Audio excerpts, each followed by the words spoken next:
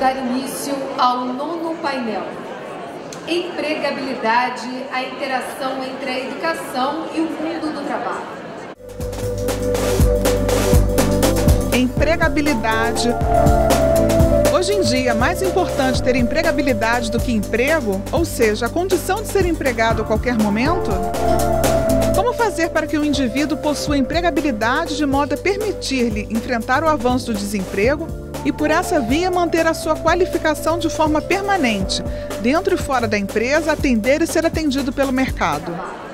Convidamos ao palco os painelistas. Antônio Graziosi, diretor de formação no Centro Internacional de Treinamento da Organização Internacional do Trabalho.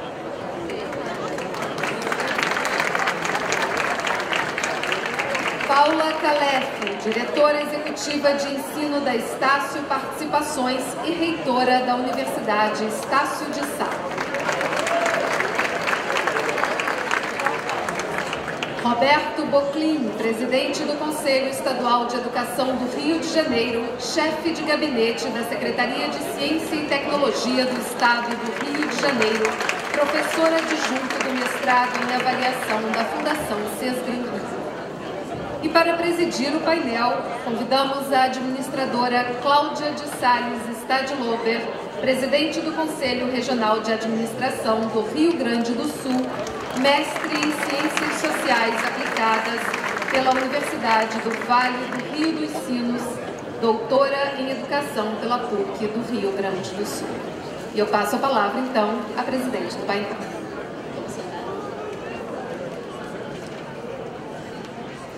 Bom dia a todos.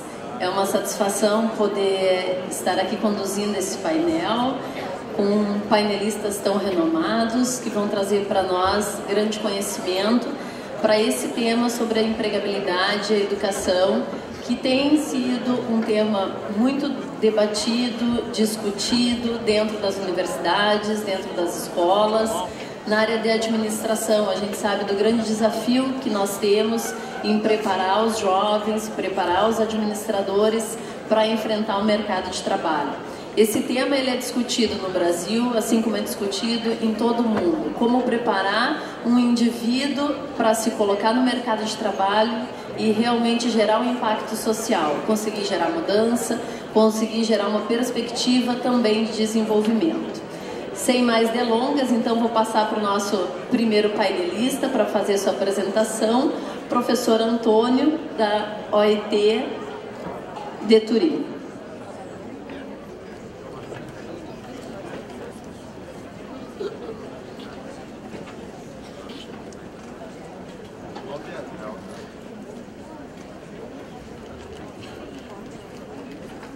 Muito obrigado. Em primeiro lugar, eu quero pedir desculpa pela péssima qualidade do meu português, mas mesmo assim prefiro falar no meu português do que num bom italiano. E em segundo lugar, eu pessoalmente não vou concentrar a minha apresentação na problemática do contexto brasileiro, porque acho que tem muitas mais pessoas lá neste painel e também na sala que conhecem o contexto brasileiro muito melhor do que é. Então, eu vou fazer é apresentar a perspectiva mais global de uma organização internacional como a OIT, cujo objetivo é a promoção do que chamamos o trabalho decente, é dizer, a criação de emprego decente e produtivo em condições de liberdade, igualdade, seguridade e dignidade humana. Então, deste ponto de vista, eu acho que como o tema da empregabilidade está ligado ao tema do emprego, seria interessante apresentar as tendências globais em matéria de emprego. A teoria econômica tradicional indica que a condição necessária e suficiente para a criação de emprego é o crescimento econômico. No entanto, a evidência empírica dos últimos anos indica outras coisas. Na década que precediu a crise financeira e econômica de 2008, o produto mundial cresceu em quase uns 50%, mas a taxa de desemprego só baixou de poucos pontos percentuais, como podem ver. Num só ano, 2009, com a crise econômica, uma pequena retrocessão do produto mundial, a taxa de desemprego voltou a ser quase a taxa que era 10 anos antes do que isso. E finalmente, em 2010, 2011, com um retorno da recuperação econômica bastante sustenido, a taxa de desemprego baixou numa medida muito pequena, mínima. Então, esses dados indicam ou demonstram uma assimetria entre o tema do crescimento econômico e o tema da criação de emprego. É dizer, não pode haver criação de emprego sem crescimento econômico, mas sim pode haver crescimento econômico, e se há crescimento econômico sem criação de emprego. Falamos na taxa de desemprego como um de muitos indicadores do que podemos chamar um déficit de emprego. O desemprego aperto é finalmente, de alguma forma, um dos aspectos, e poderíamos dizer também que o desemprego aperto é um luxo que só os países ricos com um forte sistema de seguridade social podem se permitir, porque se eu me registro como desempregado, tenho acesso ao seguro de desemprego, à seguridade social, a possibilidades de formação e reconversão profissional. Na maioria dos países que não tem essa rede de proteção social, nadie pode se permitir não fazer nada, tem que ganhar alguma coisa para a sua vida. Então, outras formas de déficit de emprego são o emprego informal ou precário.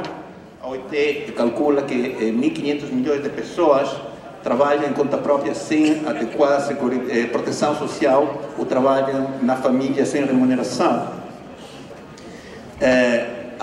O trabalho com baixa remuneração, quase 1.000 milhões de pessoas trabalham ganhando ainda menos do que de $2 ao dia.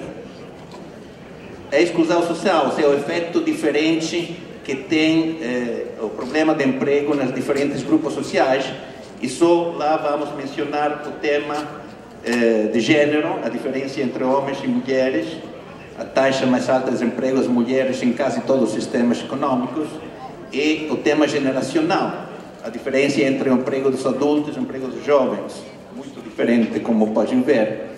Mas poderíamos falar de outras formas de exclusão social, grupos sociais diferentes, minorias étnicas, população migrante e outras coisas.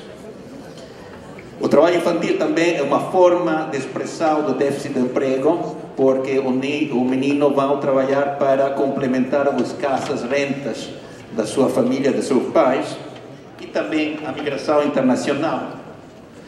Se as pessoas não acham trabalho no seu país, emigram para buscá-lo. Então, para responder a uma das perguntas que foram mandadas aos painelistas, se na época atual é melhor ter emprego ou ter empregabilidade. Obviamente é muito importante a empregabilidade, que podemos definir como a capacidade de conseguir um emprego e manter-se nele, uma definição de um sociólogo brasileiro, Abraham Shapiro, porque sem empregabilidade não é possível aproveitar oportunidades que oferece o mercado de trabalho. Mas é igualmente importante que o mercado de trabalho ofereça essas oportunidades. Então, sem políticas explícitas e específicas de criação de emprego, a empregabilidade só pode gerar desemprego intelectual, desemprego precário e migração dos cérebros a outros países. E também um aspecto que muitos países descuidam um pouco, não investem suficientemente, é a definição de instituições e políticas ativas do mercado de trabalho para acelerar e facilitar o encontro entre a demanda e a oferta de emprego. Agora, queria falar um pouco na abordagem de competência, que é uma metodologia já muito conhecida, aplicada em muitos sistemas econômicos e produtivos, e corresponde à evolução do mercado de trabalho. No mercado de trabalho hoje é muito dinâmico, onde o posto de trabalho, o emprego individual muda continuamente, então isso faz obsoletos e muito rígidos o perfil profissionais tradicionais. Então, a coisa importante é ter um conjunto de conhecimentos e habilidades que representam de alguma forma como uns tijolos que podem permitir construir diferentes perfis profissionais. Então, poderíamos dizer que a empregabilidade é função da carteira individual de competência. Quantas mais competências, habilidades e conhecimentos eu tenho, mais possibilidades tenho de conseguir emprego produtivo e decente. Seria como ter muitos tijolos, diferente forma, diferente cor, diferente medida, me permite construir diferentes perfis profissionais. A gestão por competência tem diferentes fases, tem um tema de definição, mapeamento, de avaliação, desenvolvimento das competências, reconhecimento formal e informal e portabilidade como mecanismo de mobilidade no mercado do trabalho. Agora bem, é relativamente fácil instituir um sistema de gestão de recursos humanos por competência no âmbito de uma organização ou de uma empresa, porque finalmente as decisões finais dependem do chefe, do administrador, do gerente. Muito mais complicado estabelecer uma política de gestão por competência no âmbito de um sistema econômico, do mercado de trabalho complexo, com a interação de um arquipélago de diferentes instituições públicas e privadas. O que genera competências? Seguramente fatores pessoais e genéticos, fatores ambientais, fatores ligados à experiência pessoal das pessoas, mas e também a educação e formação. Vamos concentrar um pouco no último tema, porque é onde também as políticas públicas podem ter um impacto maior. Agora, falando do sistema educativo e de formação, quais são os objetivos gerais da educação? São seguramente de desenvolver cidadãos responsáveis, mas também preparar as pessoas para conseguir um emprego de qualidade. Agora, quais são os desafios do sistema educativo em relação com isso? Em primeiro lugar, uma grande segmentação do sistema educativo. Em quase todos os países tem um sistema de educação técnica, de educação humanística, de formação profissional, de educação acadêmica, que estão gestionando de uma forma separada, independente e muito rígidas, com poucas passarelas entre eles. Então, isso implica que um jovem, à idade de 13, 14, 15 anos, tem que fazer uma escolha que vai determinar o seu futuro profissional, então o seu futuro pessoal para o resto de sua vida. Então, muito cedo, este tipo de escolha, com muito risco de não escolher bem e poucas probabilidades de voltar para trás. E outro aspecto é uma grande segmentação das diferentes instituições que tratam o tema, afrontam o tema da educação, da formação profissional, da política do mercado de trabalho e também das políticas de segurança ou seguridade social. Isso se aplica a diferentes aspectos: a transição da escola ao trabalho, a busca do primeiro emprego, ao tema da aprendizagem ao longo da vida para o trabalhador continuar desenvolvendo as suas competências durante toda a sua carreira profissional, a reconversão profissional, aqueles trabalhadores que perdem o seu emprego por crise econômica, reestruturação, e têm que se reciclar no sistema, e a coordenação entre o sistema educativo, formativo e os serviços de emprego. Então, o fato que estes diferentes aspectos dependem de diferentes instituições genera barreiras e rigidez no sistema. Faço o exemplo do meu próprio país, Itália, onde a educação responde ao Ministério da Educação, a formação profissional responde aos governos regionais, ao serviço de emprego responde aos governos provinciais, a políticas de emprego responde ao Ministério do Trabalho e interação com diferentes sistemas privados. Muito complicado, tem um problema grande de coerência de políticas públicas e coerência e coordenação entre políticas públicas e políticas privadas.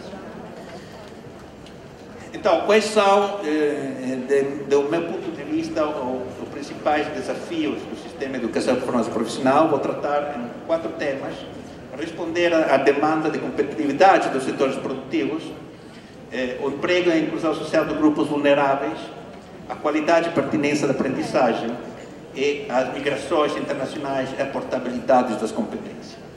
O primeiro tema, o ponto de partida é a formação e desenvolvimento de competências pessoais dos trabalhadores é um elemento importante para o sistema econômico produtivo ser mais produtivo, mais competitivo.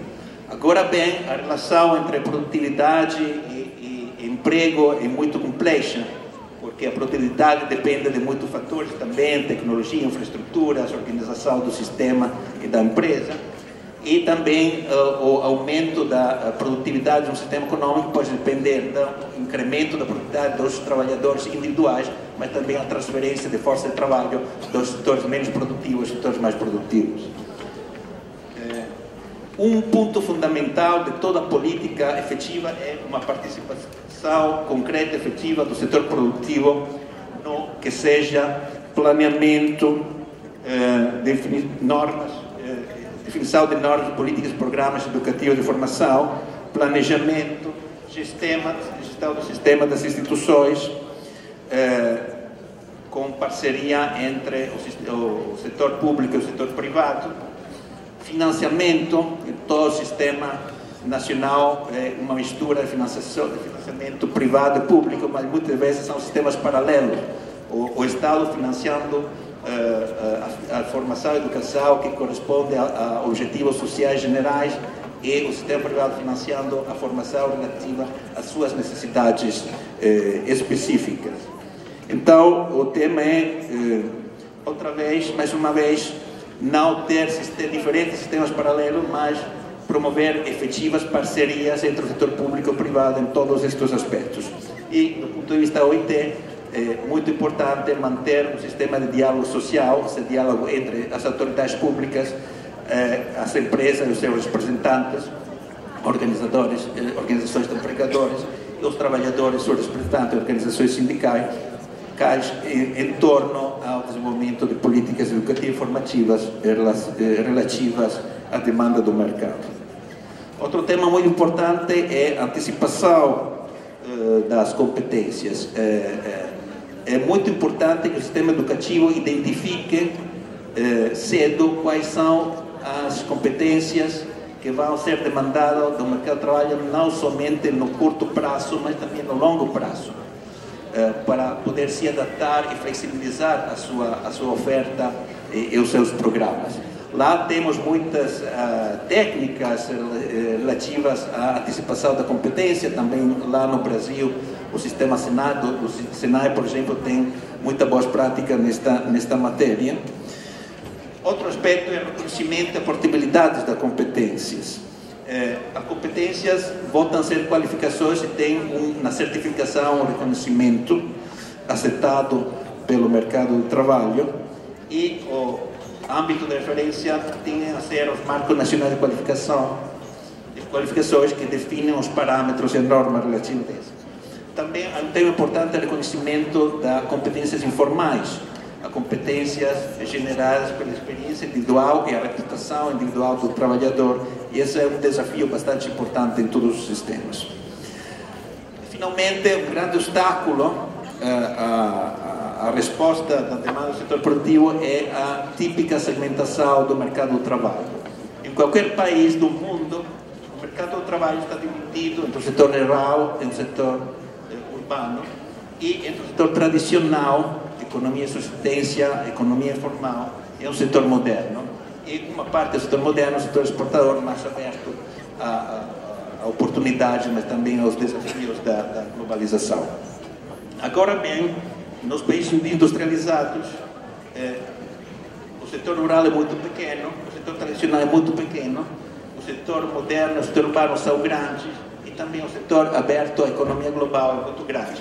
Então, isso permite uma maior mobilidade da força de trabalho entre os diferentes setores para se adaptar à demanda dinâmica do mercado.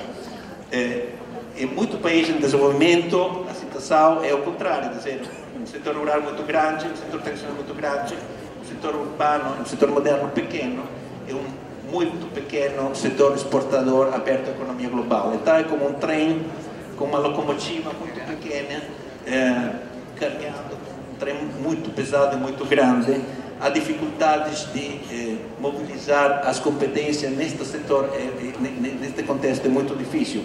Um caso emblemático é o caso que os economistas estudam, o caso de Botsuana, um país que na última década teve uma taxa de crescimento econômico muito importante, entre as maiores do mundo, mas com um impacto muito limitado na redução da pobreza, justamente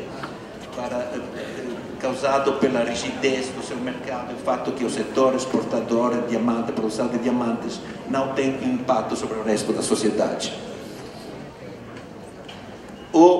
Este tema me leva a falar na questão da formação para emprego como ferramenta para a inclusão social de grupos vulneráveis.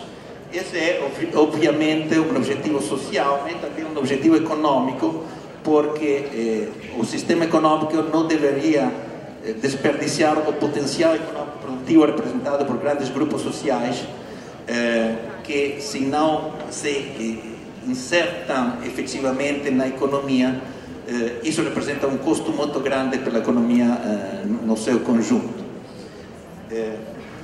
Os estudos do Banco Mundial demonstram uma relação muito estreita entre educação e redução da pobreza.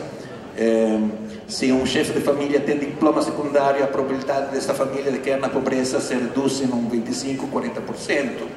Cada ano de educação tem como consequência um aumento de 10% médio da renda individual.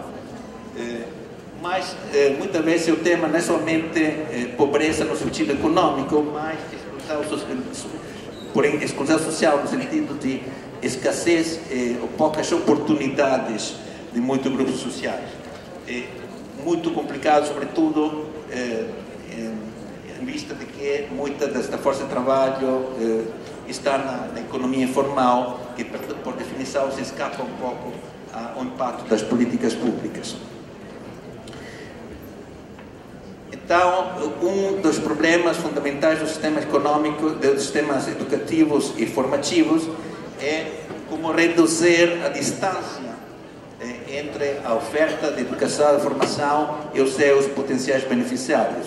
Havia distância física, a distância das comunidades dos centros educativos de formação, problemas culturais e de língua, problemas de discriminação, de estereotipos, problemas econômicos, trabalho infantil, se o menino trabalha não tem oportunidade de ir à escola. Também, no contexto da globalização, temos agora novos perfis e novas figuras de pobres, ou que podemos chamar de perdedores da globalização. Em muitos países industrializados, o problema muito grande é o tema dos trabalhadores maiores de idade que estão expulsados do sistema produtivo e não voltam a achar oportunidades de emprego. A crise econômica também genera, no entanto, oportunidades no âmbito da educação da formação. Por um lado, a possibilidade de investir em novos setores, por exemplo, os setores ligados ao meio ambiente, a redução do consumo energético, e também a necessidade de ligar a seguridade social com oportunidade de reconversão profissional. Em matéria de qualidade e pertinência à aprendizagem, o conteúdo da formação, seguramente os novos sistemas formativos educativos têm que oferecer o desenvolvimento de competências técnicas, conhecimento, mas também o que podemos chamar de competências transversais. O tema da efetividade personal, capacidade de comunicação, análise, síntese, trabalho em equipe, espírito de iniciativa, trabalho autônomo. Em particular, o tema do empreendedorismo. A OIT fez um esforço muito grande em outros países para insertar a educação ao empreendedorismo no âmbito do currículo educativo e formativos, não somente porque a criação da empresa pode ser uma saída para os jovens buscando trabalho, mas também porque antes no trabalho assalariado hoje precisam ter os trabalhadores capacidade empreendedora. Obviamente conhecimentos de tecnologias informáticas, na economia global conhecimento de língua é muito importante. Outro aspecto é a vinculação da aprendizagem com a experiência prática. O sistema dual alemão, por exemplo, é muito conhecido, que permite a realização de estágio no mundo produtivo, na empresa, não somente como parte da aprendizagem, mas também realizar um estágio numa empresa é um pouco pôr o seu pé na porta de entrada ao mercado do trabalho, fazer-se conhecer pela empresa, pelo potencial empregador. O tema da orientação ao conselho vocacional, que o sistema educativo não se limite a produzir competências e certificá-las, mas também orientar os jovens em busca de trabalho efetivamente para que possam encontrar um emprego relativo às competências reais que estas pessoas têm. E finalmente, como dizia, diversificação, acessibilidade, novas formas de formação, unidades móveis de formação que vão visitar as comunidades, mas também agora estamos trabalhando muito no tema da formação móvel, no sentido de telefones celulares. Por exemplo, na África, o telefone celular está muito mais difundido do que a computadora. Então, volta a ser uma ferramenta muito importante para alcançar um grande número de pessoas nas comunidades rurais ou nas grandes comunidades urbanas do setor informal. E, finalmente, uma gestão de qualidade implica também a definição de normas e parâmetros nacionais. O tema da migração internacional está estritamente vinculado ao tema da globalização. Não pode haver movimento de capitais, de bens, serviços, e não ter movimento de pessoas. Muita migração se realiza no âmbito nacional, então são problemas de mobilidade e de fluidez do mercado de trabalho, mas as migrações internacionais implicam também processos de cooperação institucional entre países.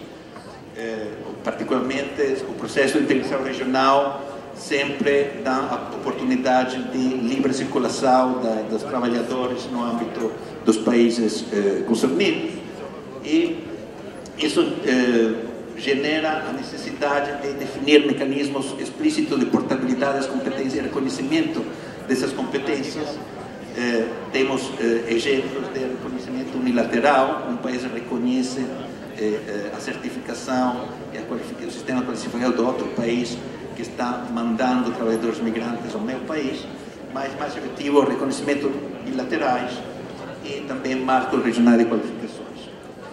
Obviamente a migração genera grandes perguntas em matéria da fuga de cérebros. Nas últimas gerações, a Europa tem recebido muitos trabalhadores migrantes latino-americanos com um alto nível educativo de competência, fazendo trabalho muito mais baixo em termos de responsabilidade. Agora está passando o contrário. Agora muitos jovens europeus, sobretudo nos países mais em crise econômica e financeira, Itália, Espanha, Portugal, Grécia, estão migrando para outros países buscando fortuna.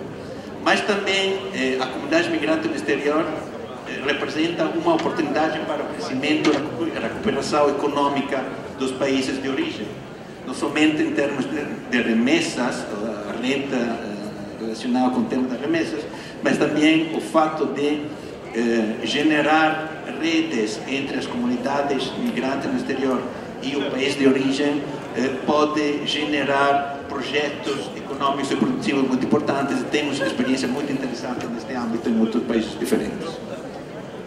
Vou fechar falando brevemente nas ferramentas da OIT. A OIT tem como sua missão a agenda do trabalho decente, que prevê especificamente a criação de mais e melhores empregos para homens e mulheres. Em 2004, a Conferência da OIT aprovou uma recomendação número 195 sobre o desenvolvimento de recursos humanos, que trata dos mesmos aspectos que mencionei agora na minha apresentação. E depois da crise econômica de 2008, a OIT, a Conferência da OIT também lançou um pacto global para o emprego, a formulação de novas políticas de emprego e seguridade social para afrontar o desafio da crise. E a cume dos chefes de governo de Estado do G20, em setembro de 2009, em Pittsburgh, pediu à OIT formular uma estratégia global de formação, que foi apresentada no ano seguinte aos diferentes países. Também a OIT tem diferentes recursos técnicos. O especialista da nossa sede, o setor emprego da nossa sede, tem muita competência em matéria de empregabilidade e a relação entre empregabilidade e emprego. Os escritórios dos países, a partir do escritório da OIT em Brasília, tem muita capacidade de responder à demanda de apoio, assistência e conhecimento. Sinterfork é uma rede interamericana de instituições de formação profissional e educação técnica, coordenada pela OIT em Montevideo, e o nosso centro de formação em Turim, Itália, que tem muito programa e outros aspectos vinculados com o desenvolvimento de recursos humanos, políticas de emprego e promoção da empregabilidade. E nos nossos sites podem ter muita mais informação e aprofundar muito destes aspectos. Muito obrigado e passo a palavra ao senhor.